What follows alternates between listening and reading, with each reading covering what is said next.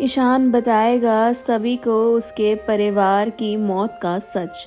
जी हाँ, हम बात कर रहे हैं स्टार प्लस के पॉपुलर टेलीविज़न शो गुम है किसी के प्यार में के बारे में, जहां आगे आने वाले एपिसोड में आप देखेंगे कि सभी थाने जाती है गुनहगारों की पहचान के लिए, जहां एक एक करके गुनहगार उसके सामने आते हैं और वो मंदार को देखती है और समृद्ध को देखती है, जिसके बाद वो अपना आपा खो देती है। वो सारी पुरानी बातें याद करती है और झपट पड़ती है घायल शेरनी की तरह मंदार पर और समृद्ध पर।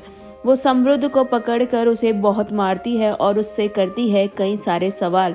जी हाँ, सभी पूछती है कि तूने मेरे आई बाबा को क्यों मारा, और जबकि मैं तेरे दिए हुए टाइम से पहले वहाँ आ गई थी, मैंने देख दुल्हन के कपड़े भी पहने हैं, मैंने तेरी सारी बात मानी, तब भी तूने मेरे परिवार की जान ले ली। मैं तुझे नहीं छोड़ूंगी। सभी समृद्ध को जान से मारने की कोशिश करती है और उस पर गोली तान देती है। जी हाँ, सभी समृद्ध के ऊपर बंदूक ताने खड़ी होती है। वहीं इतने में ही ईशान आ जाता है और सभी को रोक लेता है। के बाद समृद्ध को सभी पर गुस्सा आता है क्योंकि सभी ने फिर से उसे सबके सामने मारा है और वो गुस्से में आकर अपना गुनाह कबूल कर लेता है। जी हाँ, वो थाने में यानी पुलिस स्टेशन में ही सबके सामने कह देता है कि उसने ही उसके परिवार वालों को मारा है और बहुत ही बेरहमी से मारा है। जिसके बाद पुलिस उसे कहती है कि इसे अंदर लेकर जाओ। समृद्ध और मंदार को पुलिस ले जा रही होती है। समृद्ध बताता है कि उसने ईशान की वजह से उनकी जान ली है, अगर वो ना आता तो वो शायद उन्हें छोड़ देता।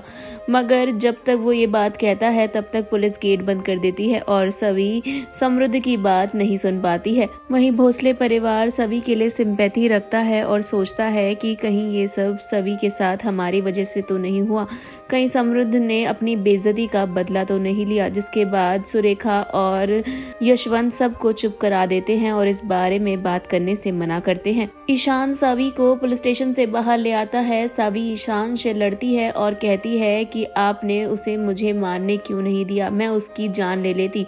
ईशान सभी को बहुत समझाता है लेकिन सभी कहती है उसने मेरे परिवार की जान ली है और मैं जानना चाहती हूँ कि उसने ऐसा क्यों किया।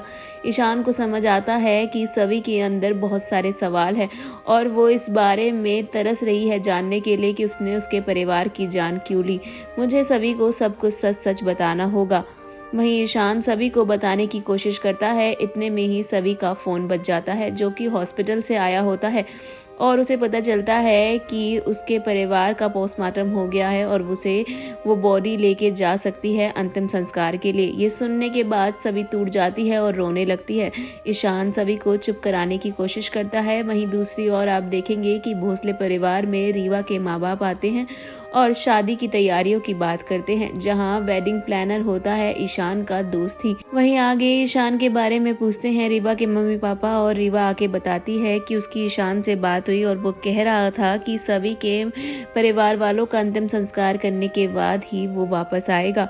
ये सुनने के बाद रीवा के माँ बाप पूछते हैं कि आखिर ईशान एक स्टूडेंट के लिए इतना क्यों कर रहा है, उसे जल्द से जल्द कॉल कर वापस यहाँ बुला लो। सुरेखा ईशान को कॉल करती है और ईशान फोन उठाता है।